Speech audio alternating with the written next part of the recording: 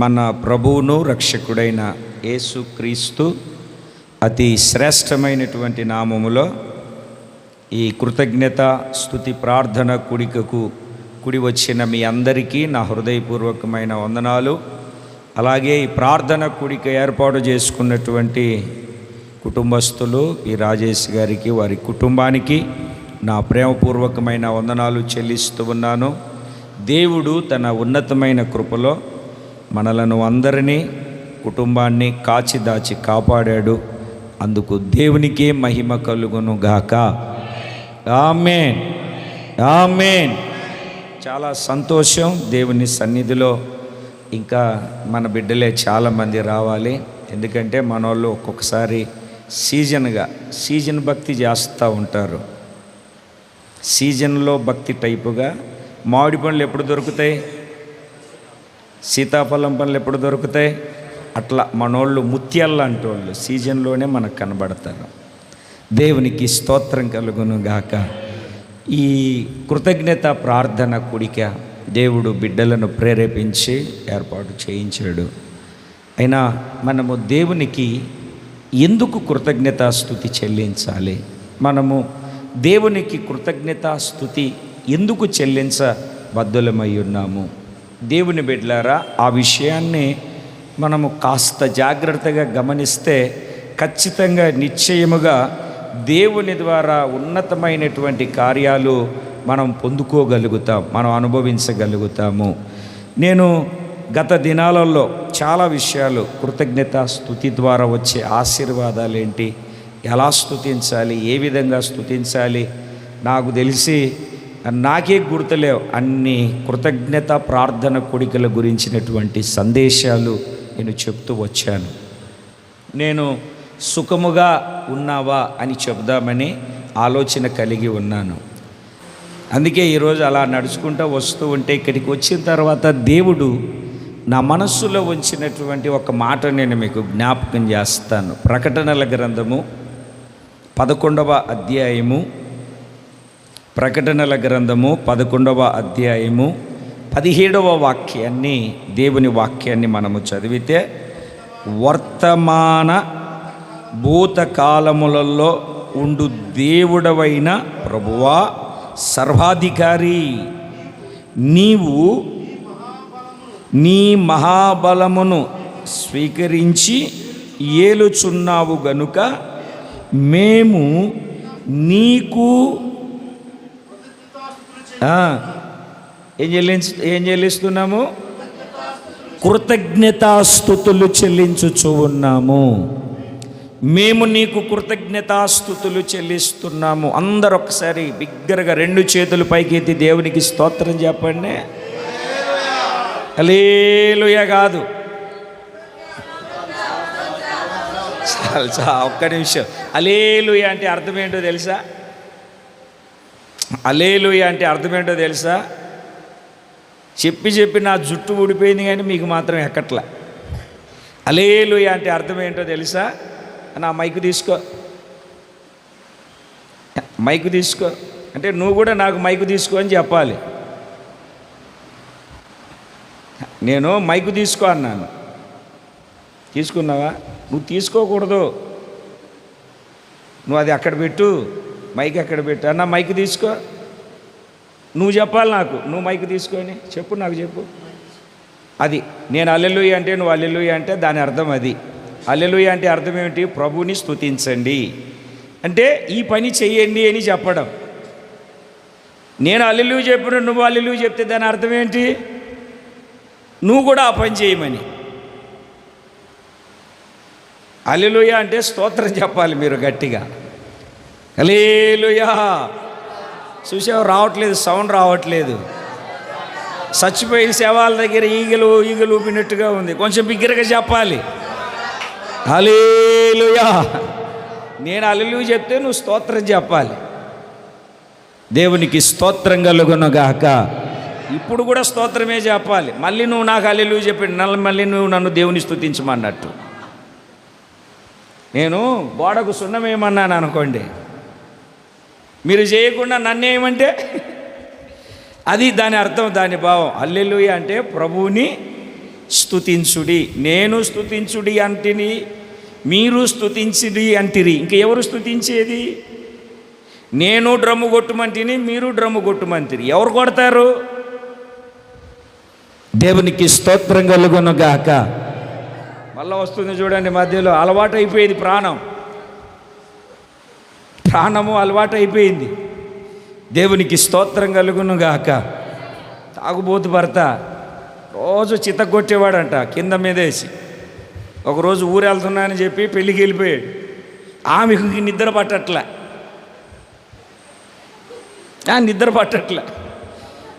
తెలుసు కదా మీకు, అట్లా అలవాటు అయిపోయింది మనకు. దేవునికి స్తోత్రం కలుగును గాక. చెప్పాలి బిగ్గరగా. మరలా హల్లెలూయా వస్తుంది. ఇది ఇప్పుడు అప్పుడే జరిగేది కాదు, రాబోతున్న దినాల్లో కొంచెం కొంచెంగా మనం చేసుకుంటూ వెళ్దాం. దేవుని పరిశుద్ధ నామానికి మహిమ కలుగును గాక. ఎందుకు మనము దేవునికి కృతజ్ఞతాస్తుతి చెల్లించాలి? ఇక్కడనేమో ఈ ప్రకటనల గ్రంథములో వీళ్ళు దేవునికి ఎందుకు కృతజ్ఞతాస్తుతి చెల్లిస్తున్నారు అని మరలా ఒక్కసారి ఆ మాటను చదివితే, వర్తమాన భూత భవిష్యత్ కాలములలో ఉండు దేవుడవైన ప్రభువా, సర్వాధికారి, నీవు నీ మహాబలమును స్వీకరించి ఏలుచున్నావు గనుక మేము నీకు కృతజ్ఞతాస్తుతులు చెల్లిస్తూ ఉన్నాము. మేము నీకు కృతజ్ఞత, ఎందుకంటే నీవు మరలా నీ బలమును ధరించుకున్నావు, నీ ఆధిపత్యాన్ని, నీ అధికారాన్ని నువ్వు మరలా తీసుకున్నావు. అందుకు మేము నీకు కృతజ్ఞతాస్తుతులు చెల్లిస్తూ ఉన్నాము. దేవుని బిడ్డలారా, మనము ఎందుకు దేవునికి కృతజ్ఞతాస్తుతులు చెల్లించాలి? పరిశుద్ధ బైబిల్ గ్రంథంలో ఎందుకు కృతజ్ఞతాస్తుతులు దేవునికి వాళ్ళు చెల్లించారు? ఎందుకు మనము కృతజ్ఞతాస్తుతులు చెల్లించబద్ధులమై ఉన్నాము? దైవజనుడైనటువంటి పౌలు గారు సంఘాలకు పత్రిక రాస్తూ అంటాడు, మిమ్ములను బట్టి మేము ఎల్లప్పుడూ దేవునికి కృతజ్ఞతాస్తుతులు చెల్లించబద్ధులమై ఉన్నాము. అందుకే మేము లేచి ప్రతిరోజు వేకుజామున చేసే ప్రతి ప్రార్థనలో మీ కుటుంబాలను, మీ పేరులను బట్టి, ఒక్కొక్కరిని బట్టి మేము ఖచ్చితంగా ఈ పరిచర్యకు అప్పగించబడిన ప్రతి కుటుంబాన్ని బట్టి దేవునికి స్తోత్రాలు చెల్లిస్తాం. అది దేవుడు మా మీద ఉంచినటువంటి బాధ్యత, భారం. కనుక మనము ఎందుకు కృతజ్ఞతాస్తుతులు చెల్లించాలి? కృతజ్ఞతాస్తుతులు చెల్లించడానికి గల కారణం ఏమిటి? చదువుదాం పరిశుద్ధ బైబిల్ గ్రంథంలో అపోస్తలుడైనటువంటి పౌలు గారు తిమోతికి రాసిన 2వ పత్రికలో ఒక మాటను చదువుదాం. చదువుతారా? తిమోతికి రాసిన 2వ పత్రిక 3వ అధ్యాయము 2వ వాక్యం, మొదటి వాక్యం నుండి, అంత్యదినములలో అపాయకరమైన కాలములు వచ్చునని తెలుసుకొనుము. ఎలాగనగా మనుషులు స్వార్థప్రియులు, ధనాపేక్షులు, బింకములాడువారు, అహంకారులు, దూషకులు, తల్లిదండ్రులకు అవిధేయులు, కృతజ్ఞత లేనివారు, అపవిత్రులు. కృతజ్ఞత లేనివారు ఈ చివరి దినాలలో, ఈ చివరి గడియల్లో చక్కగా చెప్తున్నాడు. అంత్యదినాలు అపాయకరమైనటువంటి కాలం. ఇప్పుడు చూడండి, ఎట్లా ఏ రకంగా అపాయం వస్తుందో మనకి అర్థం అవట్లే. ఒకడేమో బాటిల్లో నీళ్లు తాగొద్దు అంటాడు, అర్థమవుతుంది అండి.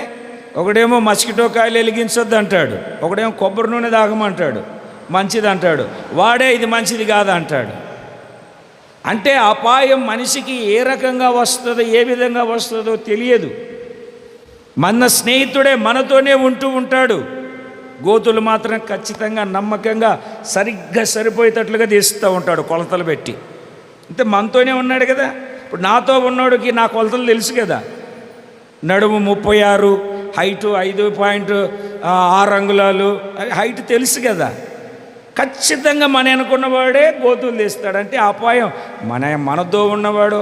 ఏమంటే మన భార్య భర్తను చంపేసింది, లేదంటే పిల్లోని ముక్కలు చేసి సూట్ కేసులు పెట్టింది. అపాయం ఎట్లా వస్తుందో తెలియట్లేదు. అంత్యదినాలు ఇవి. ఇంకా మీకు బాగా చెప్పాలంటే ఏమిటండి, యెరూషలేం మీదకి యుద్ధాలు జరుగుతూ ఉన్నాయి, ఘోరమైన యుద్ధాలు ఆగట్లేదు. ఆ చరిత్రను గురించి చెప్పుకుంటూ పోతే మీరు వినలేరు, నేను చెప్పలేను. దేవుని వాక్యాన్ని ఆలకిస్తూ ఉన్నటువంటి దేవుని బిడ్డలారా, దేవుని రాకడ ఆ యెరూషలేము చుట్టే ఉంది, ఆ యెరూషలేము చరిత్ర చుట్టే ఉంది. నేను గత దినాలలో అక్కడ 3 రోజులు బైబిల్ క్లాసులు పెట్టి నేను చెప్పుకుంటూ వచ్చాను. మరలా దేవుని చిత్తమైతే అక్టోబర్ నెలలో దసరా పండుగ రోజున ఈ 3 రోజులు బైబిల్ క్లాసులు జరుగుతాయి. ఎక్కడని నాకు తెలియదు కానీ జరుగుతాయి. ఓపిక ఉంటే మీరు రావచ్చు. 3 రోజులు అన్నం పెడతాం, దండలేసి సన్మానాలు మాత్రం చేయము. వాక్యం నేర్చుకోవాలి అని ఆసక్తి ఉంటేనే, నాకు తెలుసు అనుకుంటే మిమ్మల్ని ఎవరు వద్దనరు. దేవునికి స్తోత్రం చెబుదాం. యుగాలను గురించి చెప్పాలని పరిశుద్ధాత్మని ప్రేరేపణతో ఉన్నాము కనుక ఆ విషయాన్ని మీరు గమనించండి. ఏ దినాలు ఇవి? అపాయకరమైనటువంటి దినాలు. అర్థమవుతుందండి? ఎలా జరుగుతుందో ఏమో తెలియట్లేదు. హీటరు నీళ్ళు ఏవేడు ఎక్కేయా లేవని ఏలు పెట్టింది, చచ్చిపోయింది. అంటే చూడండి అపాయం ఎలా వస్తుందో తెలియకుండా. దేవుని యొక్క మాటను ఆలకిస్తూ ఉన్నటువంటి దేవుని బిడ్డలారా, ఈ భయంకరమైనటువంటి దినాలలో మనము ఎలా ఉండాలి అని అంటే, వాళ్ళు కృతజ్ఞత లేని వాళ్ళు. ఇంకా అక్కడ మంచి లిస్టు తయారు చేసాడు పౌలు గారు. ఏమని రాయబడింది అని అంటే, మనుష్యులు స్వార్థప్రియులు, ధనాపేక్షకులు. ధనాపేక్షకులు అంటే తెలుసా? ఇప్పుడు పొరపాటున మనం ఇక్కడికి ప్రార్థనకు పిలిచామనుకోండి, ఆ ప్రార్థనకి వెళ్తే నాకేం లాభం? నేను ప్రార్థనకి వెళ్తే నాకేం లాభం అనేవాళ్ళు కూడా లేకపోలేదు. ఒకవేళ విశ్వాస బృందంలో ఉన్నారో లేదో కానీ, మా సేవకుల బృందంలో మాత్రం మీరు మీటింగ్ పెట్టారు కదా, మీటింగ్కి వస్తే మాకేమిస్తారు? ధనాపేక్షకులు. లాభం ఉండాలి. నేను ఆయనతో సహవాసం చేస్తే నాకేం లాభం అని చూసుకునే భయంకరమైన రోజులు ఇవి. చూడండి, స్వార్థప్రియులు అంటే తెలుసు కదండి. స్వార్థప్రియులు అంటే తెలుసు కదా, మీకు అర్థమయ్యేటట్టుగా చెప్తాను. స్వార్థప్రియుడు ఎట్లాగా ఉంటాడో. ఒక ఆయన ఉన్నాడు, ఆయన కూర్చొని ప్రార్థన చేస్తూ ఉంటాడు. ప్రేమ కలిగిన తండ్రి, జీవం కలిగిన దేవా, నీకు స్తోత్రం నాయనా, ప్రభువా నన్ను ఆశీర్వదించు, చేతి పని ఆశీర్వదించని ఆయన కోసం ప్రార్థన చేసుకుంటాడు. తర్వాత భార్య కోసం ప్రార్థన చేయడానికి వస్తాడు. ప్రభువా ప్రేమ కలిగిన తండ్రి, నీకు స్తోత్రం నాయనా, మా ఆవిడ వాళ్ళ ఆయన్ని ఆశీర్వదించునైనా, ఎక్కడికి వెళ్ళినా క్షేమంగా ఉండాలి, మా ఆవిడ వాళ్ళ ఆయన ఆశీర్వదించాయననే ప్రార్థన చేస్తాడు. మరలా పిల్లల దగ్గరికి వస్తాడు, పెద్ద కూతురు దగ్గర. ప్రభువా నా పెద్ద కూతురు నాయనా, నా పెద్ద కూతురు వాళ్ళ నాయనని ఆశీర్వదించినైనా, నీకు స్తోత్రం, మీకు స్తోత్రం నాయనా అంటాడు. మరలా వాళ్ళ అత్త దగ్గరికి వెళ్తాడు. వాళ్ళ అత్త దగ్గరికి వెళ్ళి, ప్రేమ కలిగిన తండ్రి నీకు స్తోత్రం నాయనా, మా అత్త అల్లుని ఆశీర్వదించు నాయనా, నీకు స్తోత్రం, నీకు స్తోత్రం, నీకు స్తోత్రం, నీకు స్తోత్రం, ఆశ్చర్యకరుడా, ఆలోచనకర్త, నీకు స్తోత్రం అని ఏమిటండి ప్రార్థన చేస్తాడు. ఇంకా మనం దేవుని మాటను వాళ్ళకిస్తూ ఉన్నటువంటి దేవుని బిడ్డలారా, వాక్యాన్ని మనం జాగ్రత్తగా గమనిస్తే మరలా వాళ్ళ నాన్న దగ్గరికి వస్తాడు ప్రార్థన చేయడానికి. ప్రేమ కలిగిన తండ్రి, మా నాన్నను జ్ఞాపకం చేసుకో, మా నాన్న 3వ కొడుకును ఆశీర్వదించు నాయన అంటే, ఈడు 3వ కొడుకు అన్నమాట ఆయనకి. అంటే ఈయన ఎక్కడికి ఎవరి దగ్గరికి ప్రార్థన చేయడానికి వెళ్ళినా ఏ ప్రార్థన? ఆడి కోసమే ప్రార్థన చేసుకుంటాడు. అంటే ఎవడీడు? అదే. ఈ అపాయకరమైన దినాలలో ఎలాంటి వాళ్ళు ఉన్నారంట? స్వార్థ ప్రియులను, నాకేం లాభం, సుక్క పెట్టాల్సింది అక్కడ, నాకేం లాభం. తర్వాత హలో ఎక్కడున్నావు? నేనా ఇదిగో దగ్గరలో 2 నిమిషాలు నీ దగ్గర ఉంటాడు, 2 గంటలైనా రాడు. నీకోసం ఎదురు చూద్దాం, ఎక్కడున్నావు? ఇదిగో ఇప్పుడే, నువ్వు కళ్ళు మూసి తెరిచే లోపల వచ్చేస్తామంటాడు. 2 గంటలైనా రాడే. మనం ఫోన్ చేసిన తర్వాత మన ఫోన్ రింగ్ అయితే, అమ్మో ఈరోజు పిలిచారు కదా, వెళ్ళాలి కదా అని అప్పుడు స్నానానికి వెళ్తాడు దుర్మార్గుడు. మరలా ఫోన్ చేస్తే ఇక్కడే ఉన్నాను వచ్చేస్తాను, శబ్దాలు వినపడట్లేదా? ఫ్యాన్ కింద పెట్టి. ఎవరంటండి వాళ్ళు? బింకములాడువాడు. తర్వాత ఎవరు? అహంకారులు. చూడండి, కొంచెము కూడా తగ్గింపు కానీ, వినయము కానీ, విధేయత కానీ, గర్వం అనే గుర్రం ఎక్కి విర్రవీగుచ్చు తర్వాత దూషకులు. మనం ఉన్నప్పుడు ప్రైజ్లాట్ బాగున్నారా, అబ్బా పాస్టర్ గారు మీలాంటి వాళ్ళు లేరు, నాకు అప్పుడే అర్థమైద్ది. పాస్టర్ గారు మీలాంటి వాడు లేడు అంటే తర్వాత వాడు నా గురించి ఏదో భయంకరమైన విషయాలు చెప్పబోతున్నాడు మీకు. పాస్టర్ గారు ప్రైజ్లాట్ అబ్బా మీలాంటి వాడు లేడు అన్నాడంటే వాడు నా సైజుకు మించిన గోతి తీస్తున్నాడు. నా సైజు గోతి అనుకో నన్ను పెట్టి నొక్కాలి. నా సైజుకు మించి తీసేయడానికి ఊరికి అట్లా తోస్తే చాలు పడిపోవచ్చు నేను. దూషకులు, పైకి ప్రైజ్లాట్ లోపల, పైన పరిశుద్ధం లోపల. అది తర్వాత ఎవరంటే అండి, తల్లిదండ్రులకు విధేయులు కాదు. చూడండి, 24 గంటలు నువ్వేం సంపాదించావు నాకు, నువ్వేం కూడబెట్టావు నాకు, నువ్వేం చేసావని నాకు మాటలేదప్ప. ఆ వృద్ధాప్యమందు నా తల్లి నన్ను కన్నది, నేను ఈ భూమి మీద బతికి బట్ట కడుతున్నానంటే తల్లిదండ్రులు లేకుంటే హూ యామ్ ఐ, నిన్నెవరిని? కానీ ఆలోచన చేసేవాళ్ళు ఎవ్వరూ లేరు. చిన్న పిల్లలతో సహానండి, మా అమ్మ నాకు పెంచలేరా, తల్లిదండ్రులకు తెలియదా ఏమి ఇవ్వాలో ఏమి ఇవ్వకూడదో. పోనీ నువ్వు పోటు మోగోడివి కదా, నువ్వేమి ఇస్తున్నావు నీ తల్లిదండ్రులకి అని నేను అడిగితే, ఒకసారి ఆలోచన చేయండి. ఈ కడవరి దినాలలో వీళ్ళందరూ నీ చుట్టూ, నా చుట్టూ, మన చుట్టూ ఉంటారు. వీళ్ళందరూ లెక్కెట్టండి. స్వార్థప్రియులు, చెప్పండి, ధనాపేక్షులు, బెంకుములాడువారు, అహంకారులు, దూషకులు, తల్లిదండ్రులకు అవిధేయులు, ప్రాముఖ్యంగా ఈ సబ్జెక్టు కోసం కృతజ్ఞత లేని వాళ్ళు. ఎవరండి? కృతజ్ఞత లేని వాళ్ళు. కృతజ్ఞత లేని వారు వేల కొలదిగా కూలినను కృపావాక్యమునకు సాక్షులమై కృప వెంబడి కృప పొందేదము. ఆనందయాత్ర ఇది, ఆత్మీయ యాత్ర, యేసుతో నూతన యెరూషలేము యాత్ర. చక్కగా దేవునికి స్తోత్రం కలుగునగాక. కృతజ్ఞత లేని వాళ్ళు మనమెవరు?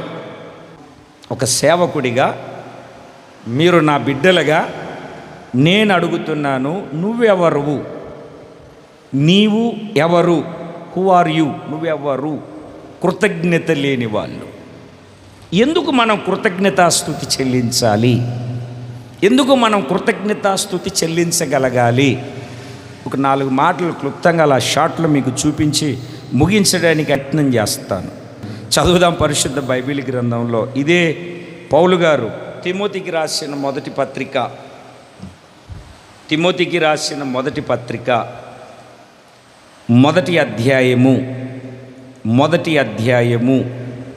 12-13 వాక్యాలు. పూర్వము దూషకుడను, హింసకుడను, హానికరుడనైన నన్ను తన పరిచర్యకు నియమించి నమ్మకమైన వానిగా ఎంచినందుకు నన్ను బలపరిచిన మన ప్రభు అయిన క్రీస్తు యేసునకు కృతజ్ఞుడనై ఉన్నాను.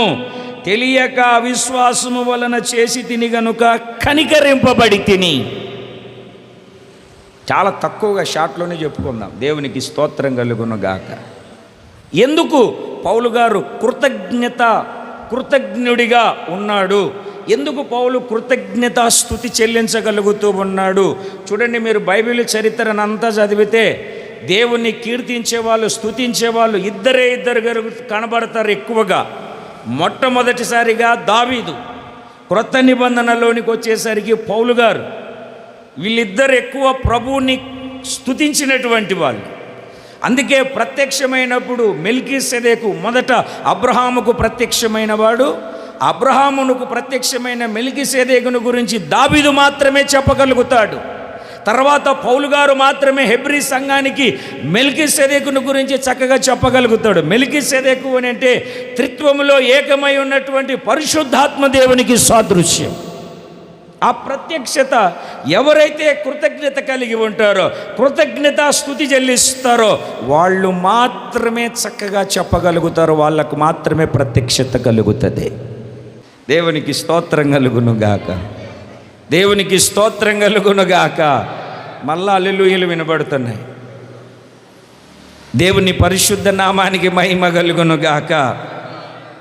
ఎందుకు పౌలు గారు కృతజ్ఞుడనై ఉన్నాను అని చెప్తున్నాడు. ఇప్పుడు మీ జీవితాల్లో గమనించండి. మీకు ఎవరైనా మేలు చేసినప్పుడు, మీకు ఎవరైనా ఉపకారం చేసినప్పుడు మేము నేర్చుకున్న మొట్టమొదటి అనుభవం ఏమిటంటే కృతజ్ఞత కలిగి జీవించడం.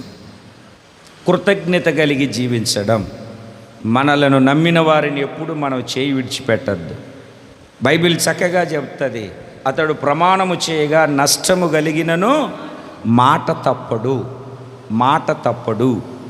దేవుని వాక్యాన్ని ఆలకిస్తూ ఉన్నటువంటి దేవుని బిడ్డలారా, ఎందుకయ్యా నువ్వు ప్రభువుకి కృతజ్ఞుడవై ఉన్నావు అని అంటే, నేను ఒకప్పుడు దూషకుడను, ఒకప్పుడు హింసకుడను, ఒకప్పుడు హానికరుడను, అయినా దేవుడు నన్నే ఎన్నుకున్నాడు తన పరిచర్య కోసం.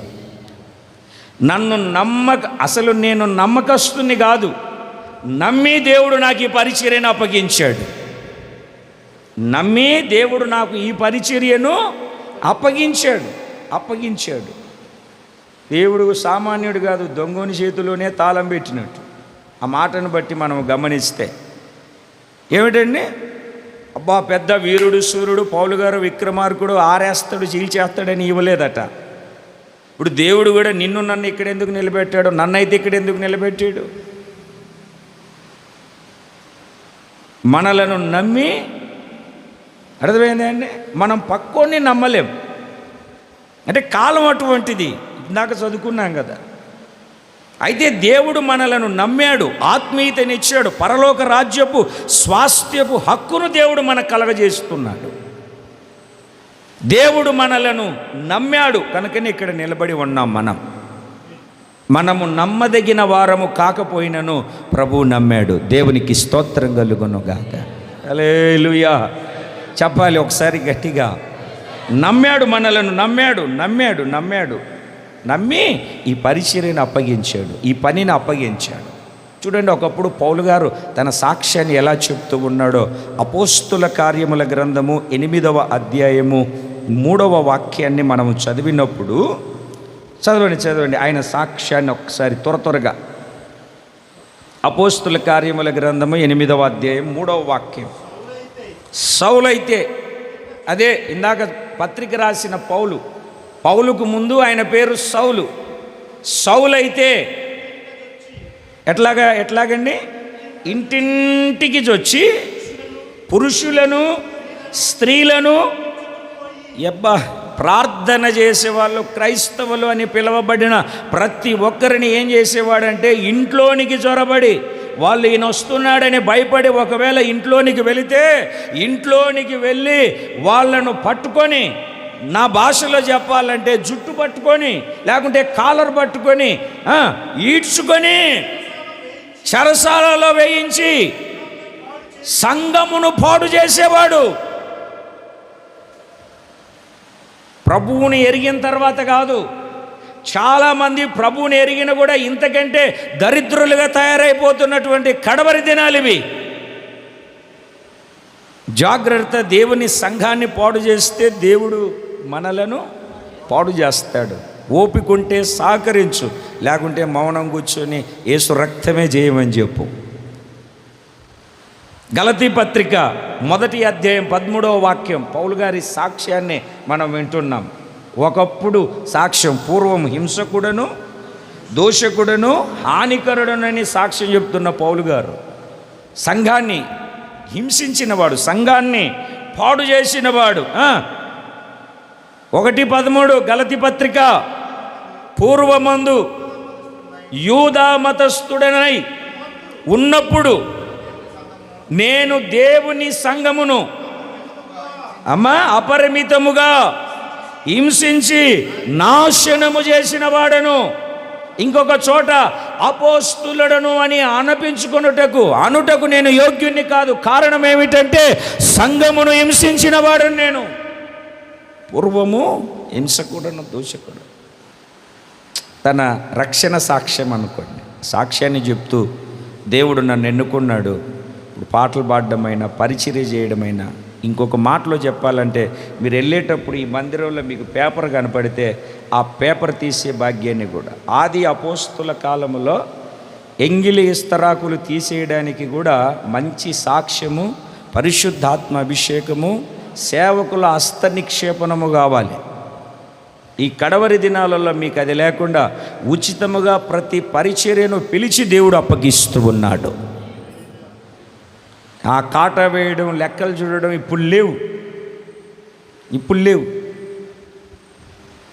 బాత్రూమ్ గడుగుతాం పాస్టర్ గారు అని అంటే, బాత్రూమ్ గడుగుతావా? ఎన్ని రోజులు ఉంటూ వస్తున్నావు సహవాసానికి? 1 సంవత్సరం అయింది. ఉండు, ఇంకొక 2 సంవత్సరాలు రా చూద్దాం. దానికోసం తహతహలాడే వాళ్ళం, ఎప్పుడు ఏ పరిచర్య చెప్తే చేద్దామనే ఆసక్తితో. ఇప్పుడు అవసరం లేదులేండి, ఎవరికి వాళ్ళే జెండా బాతున్నారు. హల్లెలూయా, స్తుతి స్తోత్రం. 2 చేతుల పైకైతే బిగ్గరగా దేవునికి స్తోత్రం చెబుదాం. ఎందుకు కృతజ్ఞతాస్తుతి చెల్లిస్తున్నా అంటే మీరు ఒక్కటే గుర్తుపెట్టుకోండి, ఈరోజు దేవుని సన్నిధికి వచ్చాం. దేవుని సన్నిధిలో కూర్చుండే నమ్మకత్వపు భాగ్యాన్ని దేవుడు నాకు ఇచ్చాడు. అందుకు దేవునికి స్తోత్రం కలుగునుగాక. చాలామంది ఏం చేశాడు అని పేజీలు పేరాలు రాసుకుంటూ ఉంటారు హృదయంలో. ఏం చేశాడు దేవుడు అని. ఒక ఆయన ఎంఆర్ఓ ఉద్యోగాన్ని వదిలిపెట్టి ఎంఆర్ఓ ఉద్యోగానికి రిజైన్ చేసి దేవుని సేవ చేద్దామని బయలుదేరాడు. పాపం చెప్పినటువంటి స్థితిని బట్టి అతనికి ఉన్నటువంటి సమస్తాన్ని త్యాగం చేసి త్యాగపూరితంగా దేవుని సన్నిధిలో సాగుతూ ఉన్నాడు. పాపం ఇంకా సేవ అంటే ఏముండదు కదండి. సేవ అంటే ఏమన్నా ఉంటుందా? ఈరోజు అంటే మీకు అర్థమవుతుందని చెప్తున్నాను. ఈరోజు భీమవరం వెళ్ళాలి ప్రార్థన చేయడానికి. బండి ఎక్కడ ఆగిపోతుందో అని గుండెల్లో భయంతో వెళ్ళాను భీమవరం. 39 పైసలు ఎంతో ఉంది అకౌంట్లో. వెళ్ళి ప్రార్థన చేసి వాళ్ళు కానుకిస్తే దాన్ని తీసుకొని పెట్రోల్ కొట్టించుకొని ఇట్లాగా మరలా రావాల్సి వచ్చింది. అంటే సేవను గురించినటువంటి ఒక అవగాహన కొరకు మీకు చెప్తున్నాం. దేవుని బిడ్డలారా, అటువంటి పరిస్థితుల్లో సేవ చేస్తూ ఉన్నటువంటి ఆయన ఏమిటండి, అలాగా నడుచుకుంటూ వెళ్తూ ఉంటే చెప్పులు తెగిపోయాయి. ఏం తెగిపోయాయి? కొంచెం నోరు తెరిచి చెప్పండి. ఆ చెప్పులు తెగిపోతే ఆ చెప్పులు కుట్టించుకోవడానికి ఏదో తన జోబిలో తడివితే అప్పట్లో ₹1 అయితే చెప్పులు కుట్టేవాళ్ళు కదా. పావులు అయితే మేకులు కొట్టేవాళ్ళు. ₹1 అయితే చెప్పు కుట్టేవాళ్ళు, పావులు అయితే మేకులు కొట్టేవాళ్ళు. తడివితే ఆ పావులో ఎంత ఉంటే తీసుకెళ్ళాడు, మేకన్నా కొడతాడంటే. ఆ చెప్పులు కుట్టే ఆయన ఆ చెప్పు వైపు ఆయన వైపు చూస్తున్నాడంట. దీన్ని ఇప్పటికి 32 సార్లు గుట్టించావు, ఇది వేసుకోవడానికేనా? ఇంకొకసారి వచ్చావనుకో నీ సంగతి చూస్తానని చెప్పుని ఇసిరేసాడంట. ఒకప్పుడు ఎంఆర్ఓ, మండలానికి అధికారి. ఆ చెప్పు తీసుకొని దాన్ని ఎలాగలాగా వేసవిలో కాళ్ళు కాలకుండా ఈడ్చుకుంటూ వెళ్తున్నాడు. మందిరం, ఒక దేవుని మందిరం ఇట్లా రోడ్డు పక్కన ఉంటే కూర్చున్న తర్వాత అసలు నేను దేవుని కొరకు ఎంత త్యాగం చేశాను, ఎంత సమర్పణ కలిగి వచ్చాను, ఉద్యోగాన్ని విడిచిపెట్టాను, అయినా దేవుడు నన్నేంటి ఇట్లా పెట్టాడు, అలా దేవుడు నన్నేంటి ఈ రకంగా చేశాడు అని తెగ నలుగుతూ బాధపడిపోతూ ఉంటే 2 కాళ్ళు లేని వ్యక్తి ఆ చక్రాల బండి మీద దోచుకుంటూ వచ్చి, ప్రభువా పొద్దున్నుండి ఇప్పటి వరకు నువ్వు నన్ను కాపాడావు, నీకు స్తోత్రం నాయనా, అంతకంటే ప్రాముఖ్యంగా నేను ఈరోజు బ్రతికి ఉన్నాను, అందుకు స్తోత్రం అని చెప్పేసి దేవునికి స్తోత్రం చెప్తున్నాడంట మందిరంలో. స్తోత్రం చెప్తుంటే నీకు ఏం చేయాలో అర్థం కాక సిగ్గుతో తలదించుకున్నాడు. నేనేమో చెప్పులు లేవని ఏడుస్తున్నాను, అతడు కాళ్ళు లేకపోయినా దేవునికి స్తోత్రమని దేవునిని స్తుతిస్తూ ఉన్నాడు. మరి మనము ఎన్నిసార్లు దేవుణ్ణి దూషించామో. అసలు దేవుడు ఉన్నాడా? ఉంటే కళ్ళున్నాయా? ఆయన కళ్ళున్నాయి కనుకనే నీ కళ్ళు పెట్టాడు. అసలు దేవుడు ఉంటే నాకెందుకు ఇట్లా జరుగుతుంది? మొన్న ఆదివారం ఎన్ని పాటలు పాడాను నేను? చర్చి కట్టేటప్పుడు ఎంత ఇచ్చాను సంద? నేను అది చేశాను, ఇది చేశాను, వీరుణ్ణి, సూర్యుణ్ణి, విక్రమార్కుణ్ణి, అది ఇదేని మనం చెప్పుకుంటూ ఉంటాం. నేనంటాను, మనలను బ్రతికి బట్టగట్టి ఆయన సన్నిధిలో నిలబెట్టాడు. అందుకు స్తోత్రం కలుగునుగాక. దేవునికి స్తోత్రం కలుగునుగాక. అందుకు దేవునికి స్తోత్రం కలుగునుగాక. అదే పౌలు గారు అంటాడు, ఈ స్థితిలో ఈ పరిచర్యన దేవుడు నా టాలెంట్, తెలివి, సొత్తును చూసి ఇవ్వలేదు. నన్ను నమ్మి, చెప్పండి, నన్ను నమ్మి, నేను నమ్మదగిన వాడను కాదు, నేను పోటుగాని కాదు, నన్ను నమ్మిచ్చాడు. పక్కింటోడు 100 రూపాయలు అడిగితే లేవని 10 రూపాయలే ఇస్తాం మనం, నమ్మకం లేక. అవునా కాదా? తప్పుగా అనుకోవద్దు నన్ను. ఒక షేర్ బియ్యం అడిగారు అనుకోండి, పావు షేర్ ఇస్తాం, మళ్ళీ ఇస్తారో ఇయ్యరో, వాళ్ళకిచ్చి మనం ఎందుకు పస్తులు ఉండాలని చెప్పి. దేవుడు మనలను నమ్మాడు. మనం నమ్మదగిన వారం కాకపోయినాను అడుగుతాను, ఏమనుకోరు కదా. దేవుని నమ్ముకున్న తర్వాత కూడా ఎన్నిసార్లు మనం దేవునికి వ్యతిరేకంగా ప్రవర్తించలేదు?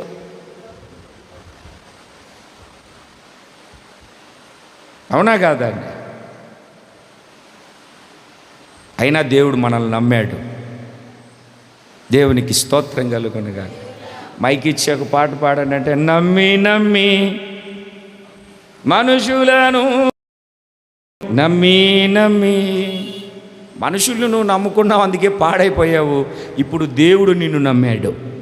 మనం దేవుని నమ్మామని కాదు, దేవుడే మనలను నమ్మాడు. అందుకు దేవునికి కృతజ్ఞతాస్తుతులు. 2 చేతులు ఎత్తి చేతులోపుతూ గట్టిగా దేవునికి స్తోత్రం చెబుదాం. స్తోత్రం. 75వ కీర్తన మొదటి చరణం. 75వ కీర్తన మొదటి చరణం. దేవా, మేము నీకు కృతజ్ఞతాస్తుతులు చెల్లించుచున్నాము.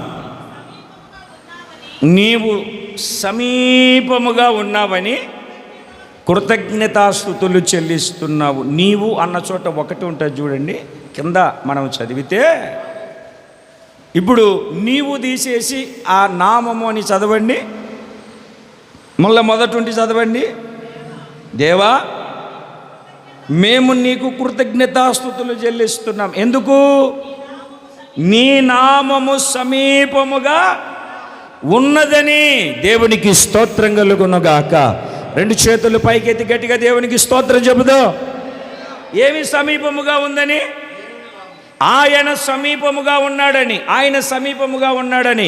ఇదే కీర్తనల గ్రంథము 145వ కీర్తన 18వ చరణాన్ని మనము చదివితే, తనకు నిజముగా మొరపెట్టు వారికి, తనకు నిజముగా మొరపెట్టు వారందరికీ ఆయన సమీపముగా ఉన్నాడు. 2 చేతుల పైకెత్తి గట్టిగా దేవునికి స్తోత్రం చెబుతాం. ఎవరికి సమీపముగా ఉన్నాడండి? మొరపెట్టు వారికి కాదు, నిజముగా మొరపెట్టు వారికి. హృదయంలో ఒకటి పెట్టుకొని ఆ ముసలామె వచ్చింది, అందరికీ ప్రార్థన చేస్తున్నాను. ముసలామె వచ్చింది ప్రార్థన చేయించుకోవడానికి. మా అమ్మలాగుంది, కాస్త చూసుకుంటా ఉందామని అందరికీ ప్రార్థన చేస్తుంటే, ఆ 300 మంది ప్రార్థన చేయించుకుంటుంటే ఎక్కడి నుండి వచ్చిందో మరి కోపం. పాస్టర్ గారు, అందరికంటే ముందు వచ్చే నాకు చేయకుండా వాళ్ళందరికీ చేస్తున్నావే. చేస్తానులే కాస్తాగానే వాళ్ళందరికీ ప్రార్థన చేసిన తర్వాత, ఇప్పుడు చెప్పు ఎందుకు ప్రార్థన చేయాలి? ఒక 65 సంవత్సరాలు పైనే ఉంటాయి. నాకు కొంచెం అవసరం ఉందండి ప్రార్థన చేయండి అంటే, నువ్వు చెప్తేనే చేస్తానని నేను పట్టుకున్నాను.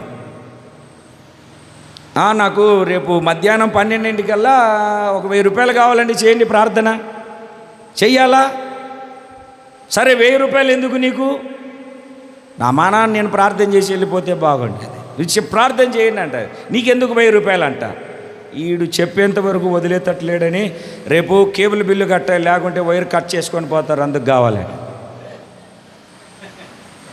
అంటే ఆ మనిషి సీరియళ్ళు సినిమాలు చూసుకుంటూ ఉంటే ఆమె కోసం నేను ప్రార్థన చేస్తూ ఉండాలి.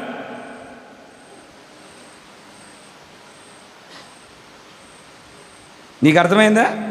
ఆమె ఏమో సీరియళ్ళు సినిమాలు చూసుకుంటూ కాలు మీద కాలు కుర్చీ, ఇంకో కుర్చీ వేసుకొని కుర్చీ మీద కాలు వేసుకొని ఊపుతూ ఉంటే నేను ప్రభు ఆ బిడ్డకు 1000 రూపాయలు కావాలాడు, లేకుంటే సినిమా.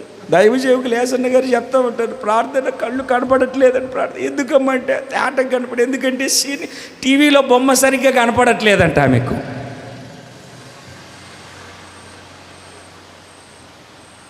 ఇది నిజముగా మొరపెట్టడమా? ఏమండి పాస్టర్ గారు అప్పుల్లో ఉన్నాను, లేకుంటే కొంచెం తినడానికి లేదు, ఆర్థికంగా నలుగుతున్నాను, ప్రార్థన చేయండి అంటే ఎంత బాగుంటుంది?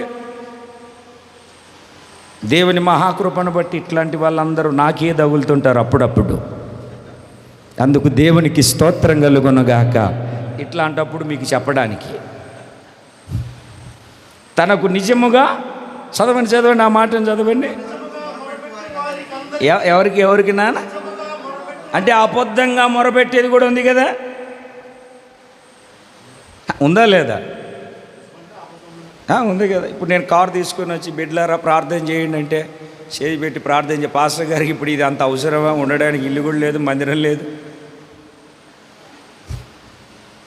నిజంగా ప్రార్థన వస్తుందా? లేకుంటే ఇట్లా అనుకుంటే అది నిజం ప్రార్థన అవుతుందా, అబద్ధం ప్రార్థన అవుతుందా? నిజముగా మొరపెట్టు వారికి దేవునికి స్తోత్రం కలుగునుగాక. గట్టిగా చెప్పండి. ఎవరికి ఆయన సమీపముగా ఉంటాడు? నిజముగా విరిగి నలిగిన హృదయము కలిగిన వారికి దేవుడు ఆసన్నుడు అంట. ఆసన్నుడు అంటే సమీపముగా ఉండేవాడు, దగ్గరగా ఉండేవాడు. ఎంత దగ్గరగా అంటే ప్రభువా అనేసరికి చెప్పురా, హలో చెప్పదురా అని పలికి అంత సమీపముగా ఉండేవాడు. ద్వితీయోపదేశకాండం 4వ అధ్యాయం 7వ వాక్యంలో ఏ దేవుడు ఏ జనమునకు సమీపముగా లేనట్టుగా మన దేవుడు మనకు సమీపముగా ఉన్నాడు. చప్పట్లు కొడుతూ ఒకసారి గట్టిగా దేవుని నామాన్ని మహిమపరదాం. ఏ జనమును ప్రపంచమంతా భూతద్దం పెట్టుకొని భూతలమంతా వెతకండి, ఎవరిని అడిగినా ఆ కొండ ఈ కొండ, అక్కడికి వెళ్ళాలి ఇక్కడికి వెళ్ళాలి, 1000 మైళ్ళు ప్రయాణము చేయాలి. మనం ఆరాధిస్తున్న దేవుడు పిలిస్తే పలికేవాడు, నీ ప్రక్కన నిలిచి నిన్ను బలపరిచేవాడు. దేవునికి స్తోత్రం కలుగునుగాక. తండ్రి అని మొరపెట్టగానే ఇదిగో నేనున్నాను అని చేతులు చాపి మనలను హత్తుకునేవాడు, ఎత్తుకుని ముద్దాడగలిగినటువంటి వాడు, మహిమ కలిగిన దేవుడు మనం ఆరాధిస్తున్నవాడు. అక్కడుంటాడు, ఇక్కడ ఉండడు, ఇంకొక చోట ఉన్నాడు అని చెప్పడానికి సందేహమే లేదు. ఆయనే సర్వాంతర్యామి అయిన దేవుడు. గుడి కట్టుకొని గుడిలో దాక్కునేవాడు కాదు, సర్వవ్యాప్తి అయినటువంటి దేవుడు, సర్వ సృష్టిని కలగజేసినటువంటి దేవుడు. చెప్పండి ఒకసారి గట్టిగా. 75వ కీర్తనలో నీ నామము సమీపముగా ఉంది. ఇప్పుడు కాస్త తలలు పైకెత్తండి, ఒకసారి నన్ను చూడండి, నేను కనపడుతున్నానా? ఈరోజు ఇక్కడ ఉన్నాను, రేపు వేరే చోటికి వెళ్తాను. మీరు నాకు దగ్గరగా ఉంటారా, దూరంగా ఉంటారా? నా భార్య పిల్లలు నాకు దగ్గరగా ఉంటారా, దూరంగా ఉంటారా? అదే యేసు ప్రభు నామం అనుకో, ఇక్కడ ప్రార్థన చేసిన ప్రభువా తండ్రి నీకు స్తోత్రం, సమస్తాన్ని సమకూర్చు, యేసు నామములో మాట్లాడరు ఏంటండి? మీరు ప్రార్థన చేయరు, అందుకే మీ నోట ఈ మాటలు రావు. యేసు నామములో విజయవాడకి వెళ్ళాను అనుకోండి, అక్కడేం ప్రార్థన చేస్తాను? గొల్లవాణి తిప్పులో ఉన్న యేసు ప్రభు నా దగ్గరికి ఒకసారి రావా అంటానా? అక్కడ కూడా యేసు. ల్యాండ్ ఏదైనా నేమ్ ఒకటే, అదే యేసు నామం. థాయిలాండ్ అయినా ఏమిటండి, హాయిలాండ్ అయినా, పోలాండ్ అయినా, న్యూజిలాండ్ అయినా, ల్యాండ్ ఏదైనా సరే నామం ఒక్కటే. ఆ నామం మనకు అనుగ్రహించబడింది. ఆ నామము శ్రేష్టమైన నామము, యేసు నామము. దేవునికి స్తోత్రం కలుగునుగా. మీరు గొల్లవాంతిప్పులో ఉంటే యేసునామంలో ప్రార్థన చేస్తారా, మనలో ప్రార్థన చేస్తారా? అదే విజయవాడలో చేస్తారా? నువ్వు ఎక్కడికి వెళ్ళినా దేవుని బిడ్డలారా, మనం ఎక్కడికి వెళ్ళినా యేసు నామములోనే ప్రార్థన చేస్తాం. అంటే ఎక్కడికి వెళ్ళినా మన బంధువులు మనకు దూరంగా ఉండవచ్చు, మనం సంపాదించుకున్న ఆస్తి మనకు దూరంగా ఉండవచ్చు, అన్నీ మనకు దూరంగా ఉండవచ్చు. యేసుక్రీస్తు మాత్రమే, ఆయన నామం మాత్రమే మనము ఎక్కడికి వెళ్ళినా సమీపముగా ఉండే నామము. అందుకు మనం దేవునికి కృతజ్ఞతాస్తుతులు చెల్లించాలి. దేవునికి స్తోత్రం కలుగునుగాక. చెప్పాలి ఒకసారి గట్టిగా. కొత్త చోటికి వెళ్తానండి నేను మీటింగ్కి, అసలే మొహమాటం ఎక్కువ కదా, ఎక్కడో పెడతారు నాటు, ఏమీ అడగలేను. ఆకలేస్తుంది పెట్టండి అని కూడా అడగలేను. లోపల అనుకుంటూ ఉంటాను, ప్రభువా స్తోత్రం, నేను అన్నం పెడితే బాగుండు అనుకుంటూ ఉంటాను. ఈ లోపల వాళ్ళు ఆ ప్లేట్లో అన్నం తీసుకుని వచ్చి పెడతారు. యేసు నామంలో ప్రార్థన చేసుకుంటూ ఉంటాను, తీసుకొచ్చి పెడతారు. అది మన యేసయ్య నామములో ఉన్న గొప్పతనం. అడ్డనామాలు కాదు, పంగనామాలు కాదు, రౌండ్ నామం కాదు, యేసు నామం. చెప్పండి కొంచెం గట్టిగా. ఇంకొక మాటను కూడా చెప్పాలి మీకు. యెషయా గ్రంథం, కొంచెం త్వరగా వెళ్తున్నాను, సమయం వెళ్తుంది కనుక. యెషయా గ్రంథం 38వ అధ్యాయము 18వ వాక్యం. 38:18. పాతాళమున నీకు స్తుతి కలుగదు. ఇప్పుడు మీరు ఇక్కడ ఉన్నారు, అకస్మాత్తుగా ఈ లోకాన్ని విడిచి వెళ్ళామనుకోండి, అక్కడ స్తుతి కలుగుతుంది పాతాళంలో కింద దేవునికి. పాతాళం, నేను గత దినాల్లో కూడా చెప్పాను ఇంతకుముందు, పాతాళము పరదేశు పక్కన ఉండేది. పాతాళము పరదేశు అనేవాళ్ళు. యేసు ప్రభు శిలువలో చనిపోయేంత వరకు చచ్చిన ప్రతి ఒక్కరూ భూమి కిందికి వెళ్ళేవాళ్ళు. ఆ 3వ దినాన యేసు ప్రభు ఆ పరదేశును చెరగా పట్టుకొని తీసుకెళ్ళి 3వ ఆకాశంలో పెట్టాడు. 3వ ఆకాశంలో పెట్టాడు. అందుకే ధనవంతుడు లాజరు పక్క నుండి మాట్లాడుకుంటూ ఉన్నారు చూడండి, దగ్గరగా పిలిస్తే పలికేంత. ఆయన లాజరు ఏం చేస్తున్నాడో చూసేంత. మళ్ళా చదువునన్న, పాతాళమున నీకు స్తుతి కలగదు, మృతి నీకు కృతజ్ఞతాస్తుతి చెల్లించదు. సమాధిలోనికి దిగువారు నీ సత్యమును ఆశ్రయించరు. సజీవులే కదా నిన్ను స్తుతించుదురు. ఈ దినమున నేను సజీవుడనై నిన్ను స్తుతించుచున్నాను. దేవునికి స్తోత్రం కలుగునుగాక. ప్రవక్త వచ్చి ఏం చెప్పాడు? నువ్వు చచ్చిపోతావు, టైం అయిపోయింది, ఇల్లు చక్కబెట్టుకో. నువ్వు చచ్చిపోతావు, టైం అయిపోయింది, కురుపులేసింది, చచ్చిపోతావు అని చెప్పాడు. గోడ తట్టు తిరిగి ఒక చిన్న ప్రార్థన, నా దేవా నా తండ్రి, యథార్థముతో సత్యముతో యథార్థ హృదయుడినై నీ సన్నిధిలో ఎట్లా ప్రవర్తించితేనో కృపతో జ్ఞాపకం చేసుకోయని ఒక చిన్న ప్రార్థన చేసి కన్నీరు గార్చాడు గోడ తట్టు తిరిగి.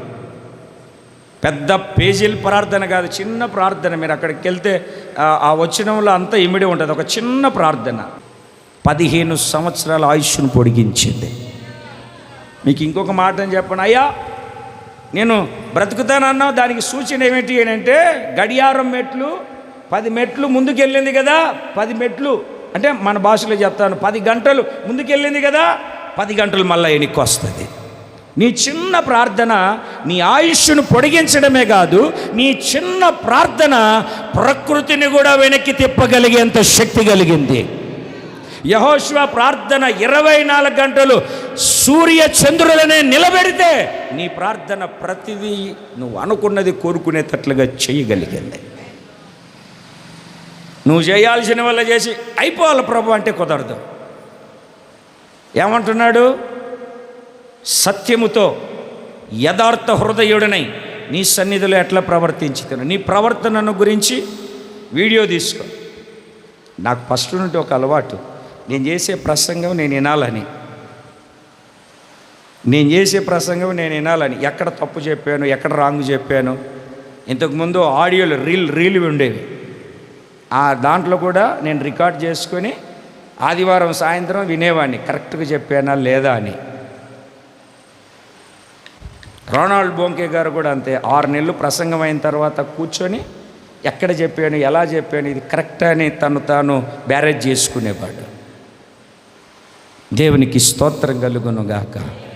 అంటే నేను ఎందుకు ఈ మాటను చెప్తున్నానంటే, మీరు కూడా ఇంటికి వెళ్ళిన తర్వాత ఒక్కసారి జ్ఞాపకం చేసుకుంటూ ఉండాలి. ఈరోజు ఎక్కడ కూర్చున్నాను, బామర్దితో ఏం మాట్లాడాను, మరదలతో ఏం మాట్లాడాను, సరసోక్తుల బూతుల పనికిమాలిన మాటల.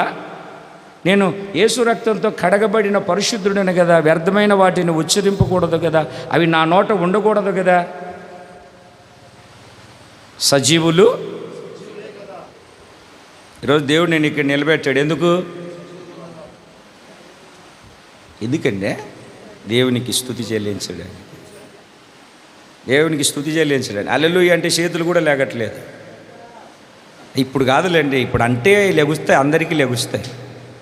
అన్ఎక్స్పెక్టెడ్గా లెగాలి. దేవునికి స్తోత్రం కలుగును గాక. చూసా, ఇప్పుడు లెగలేదు, ఆలస్యం అయిపోయింది. దేవునికి స్తోత్రం ఎందుకు మనం దేవునికి స్తుతి చెల్లించాలంటే, మొదటిది మనలను దేవుడు నమ్మి పరిచర్యను అప్పగించాడు. ఈ సంఘములో ఈరోజు ఇక్కడ నిన్ను నిలబెట్టాడు, అందుకు దేవునికి స్తోత్రం చెల్లించాలి. రెండవది, ఆయన నామము మనకు సమీపముగా ఉన్నది, నిజముగా మొరపెట్టు వారికి సమీపముగా ఉంటాడు, అందుకు దేవునికి కృతజ్ఞతాస్తుతి చెల్లించాలి. మూడవది, మనలను బ్రతికించాడండి. ఒక మాటలో చెప్పాలంటే, లేకుంటే కరోనాలో ఎప్పుడో మూట కట్టేసి పిల్లానికి బిడ్డలకి ఎవరికి చూపించకుండా ప్రొక్లైన్తో ఎంతమందిని వేసి కప్పెట్టేసే వాళ్ళు, బతికిన వాళ్ళు ఎంతమంది పోయారో మరి అట్లా కోమాల్లోకి వెళ్ళిపోయి మనం చెప్పలేము. లక్షలు, కోటీశ్వరులు కోట్లు ఖర్చు పెట్టినా బ్రతకలేదు. మనకు ఊరికే తన ఊపిరి చేత, తన ప్రేమ చేత మనలను బ్రతికించాడు. ఆ కరోనాలో నాకు మంచి గిరాకీ ఉండేది. సమాధి చేస్తే 5,000 ప్రభాకర్ గారు. ఇప్పుడు ఒక్క పైసే ఇవ్వరు ప్రార్థన చేయడానికి వెళ్తే. అదే బెటర్ కదా. మీ పాస్టర్ లేడంటే, మా పాస్టర్ ముట్టడంటండి. నేను ముడతాను, నువ్వు ఇస్తే ఎందుకు ముట్టను? శుభ్రంగా బండి ఎక్కేవాడిని, ఆడికి వెళ్ళిన తర్వాత బ్లౌజులు మాస్కులు ఇచ్చేవాళ్ళు, నా మాస్క్ పెట్టుకునేవాడిని, అక్కడికి వెళ్ళేవాడిని. పితాపుత్ర పవిత్రాత్మనామమున యేసయ్యమన్ను, దానికి ఇబ్బంది ఏముంది?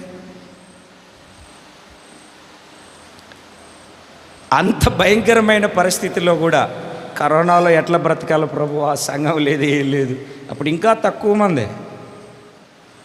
జాన్ డేవిడ్ అని అప్పుడప్పుడే కొత్తగా అనుకుంటా, 3 కుటుంబాలు 4 కుటుంబాలు అంతే. ఎట్లా ఒకరికొకరి దగ్గరికి వచ్చేది కూడా లేదు. ఆ రోజు కాకులతో ఎలా పోషించాడో నన్ను మాత్రం అంతకంటే బ్రహ్మాండంగా. మామూలుగా అయితే ఏదో పప్పు కూరలు తినేవాడిని రోజు. అక్కడ ఎవరో ఒకరు ఏదో ఒక కూర, చేపలు చికెను రోజు నాన్ వెజ్తోనే తినేవాడిని. దేవునికి స్తోత్రం చెబుదాం ఒకసారి 2 చేతులు పైకెత్తి. ఎందుకు దేవునికి కృతజ్ఞతాస్తుతి చెల్లించాలంటే, చదువు నన్ను ఒక్కసారి 17వ వాక్యాన్ని చదువు. 17వ వాక్యం చదువు. మిక్కటమైన ఆయాసము నాకు నెమ్మది కలుగుటకు కారణమాయను. ఇది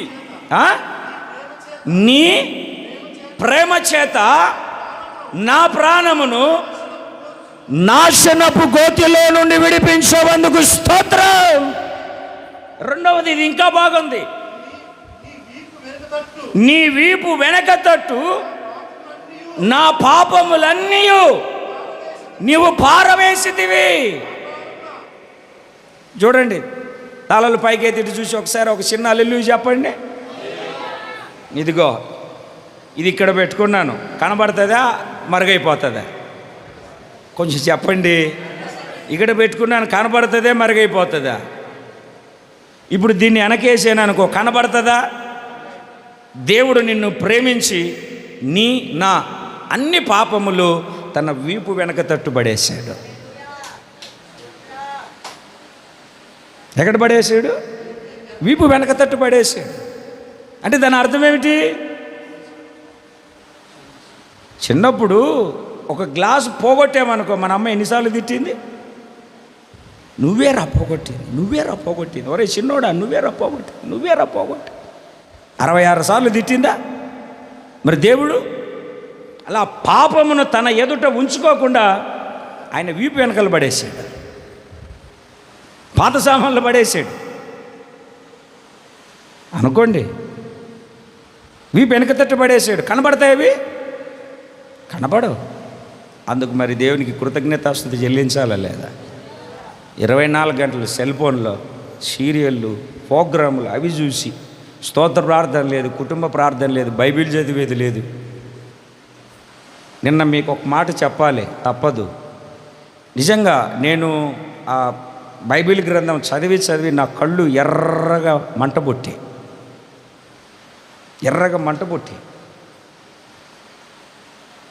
ఇంకా చదవాలి బైబిల్, ఇంకా చదవాలి. దేవునికి స్తోత్రం కలుగును గాక.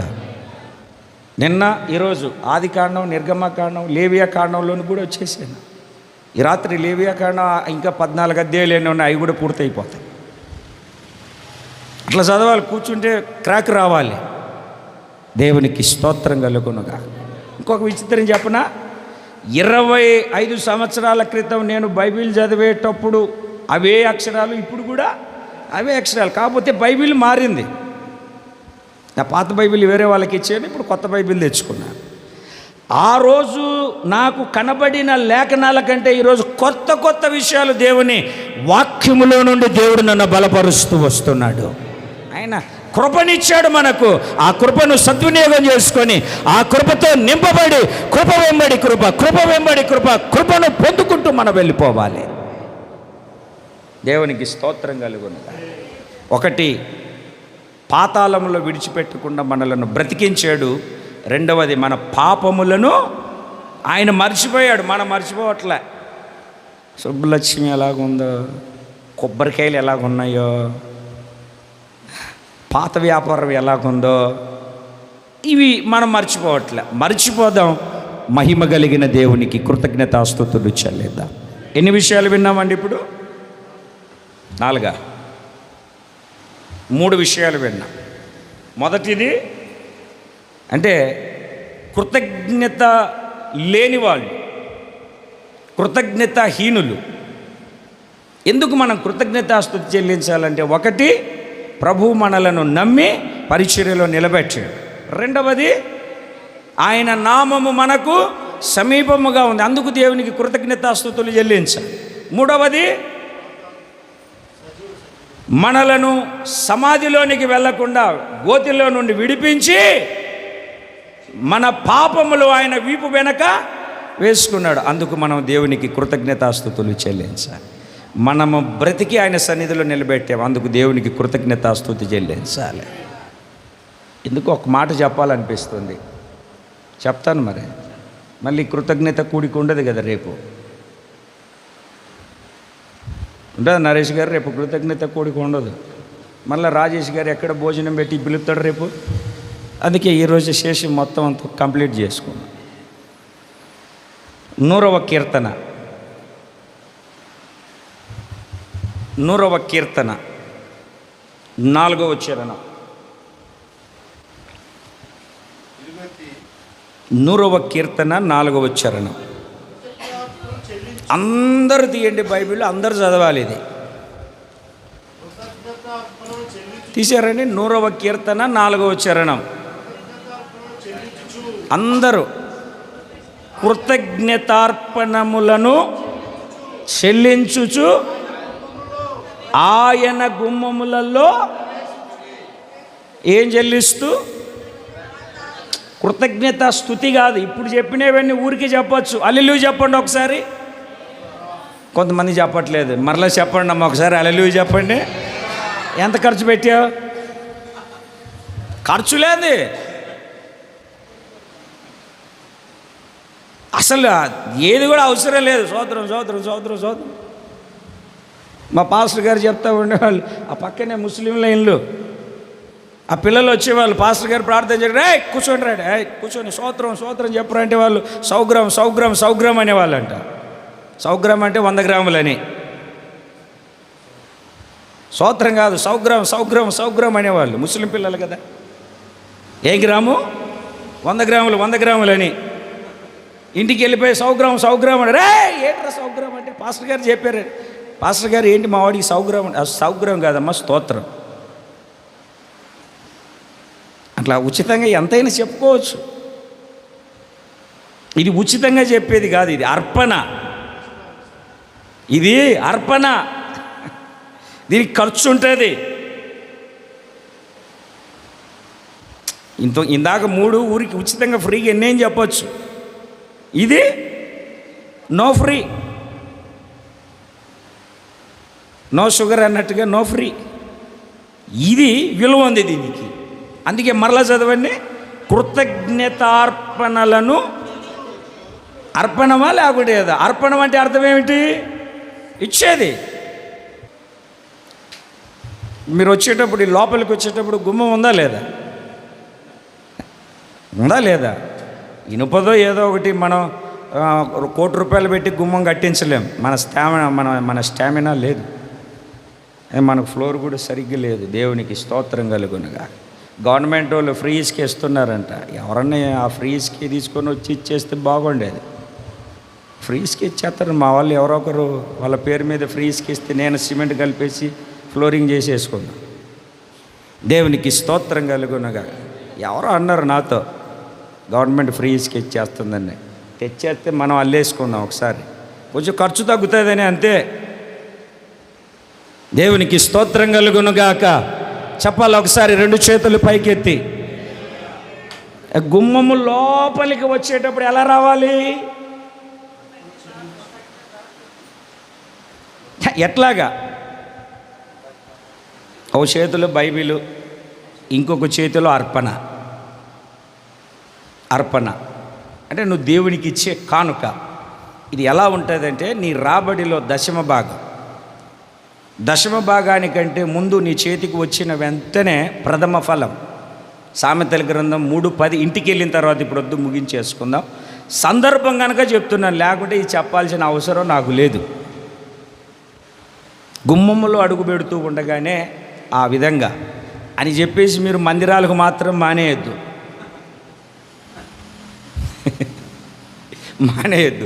మనకు కానుక అవసరమే లేదు. ఏ రోజు కూడా మీరు తీసుకొని రావాలి చెయ్యాలని మీ పీక మీద కత్తి మనకు అవసరం లేదు.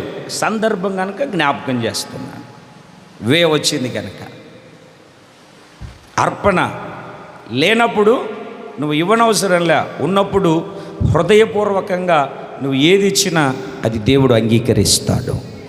దేవునికి స్తోత్రం కలుగునుగాక అని చెప్పేసి అప్పు చేసి తీసుకొని రమ్మని చెప్పట్లే. మీ పరిస్థితి, మీ స్థితి నాకు తెలుసు.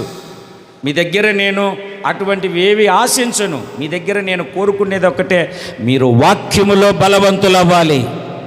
దేవునికి స్తోత్రం కలుగునుగాక. మీరు వాక్యములో ఒక యోధుల్లాగా తీర్చిదిద్దబడాలి. దానికోసం ఎంతైనా ప్రయాసపడతాను. ప్రభువు పాదాలు పట్టుకొని బ్రతిమిలాడి ఆయన పాదాల చెంతనే అలా నిలిచి ఉండడానికి కోరుకుంటాను. వాక్యము మీ లోపలికి వెళ్ళాలి, అదే నా ఆకాంక్ష. దేవునికి స్తోత్రం కలుగునుగాక. కనుక మనము దేవునికి కృతజ్ఞత స్తుతి చెల్లిస్తూ ప్రభు ఘనమైనటువంటి నామాన్ని మహిమపరుద్దాం. మోకరించండి, ఒక చిన్న ప్రార్థన చేసుకుందాం. ఒక చిన్న ప్రార్థన. ఇంతవరకు దేవుడు మనతో మాట్లాడిన ప్రతి మాటను ఒకసారి జ్ఞాపకం చేసుకుంటూ మనఃపూర్వకంగా మహోన్నతుడైనటువంటి దేవుని మహిమపరుద్దాం. ఎవరికి వాళ్ళే, నేను కృతజ్ఞత కలిగి ఉన్నానా లేదా, కృతజ్ఞత భావము కలిగి జీవిస్తున్నానా లేదా, అసలు ఎందుకు కృతజ్ఞత? దేవుడు నాకు అది చేశాడు, ఇది చేశాడు అనే దానికంటే నన్ను బ్రతికించాడు, అందుకు స్తోత్రం. ఈరోజు బిడ్డలు రాజేష్ గారి కుటుంబం పట్ల చక్కటి సాక్ష్యాన్ని చెప్పారు, అద్భుతమైనటువంటి సాక్ష్యాన్ని చెప్పారు.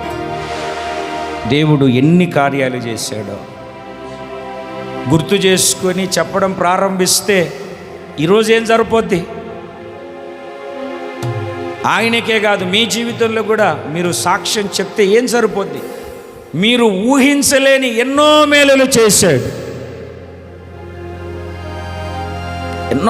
చేశాడు, అందుకు దేవునికి కృతజ్ఞతాస్తుతి చెల్లిద్దాం, కృతజ్ఞత అర్పణలను అర్పిద్దాం. అయ్యా నీకు స్తోత్రం, మీరు చేసిన ప్రతి మేలు కొరకే మీకు స్తోత్రం. ఇందాక చక్కటి పాటలు పాడుకున్నాం, లెక్కించలేని స్తోత్రం.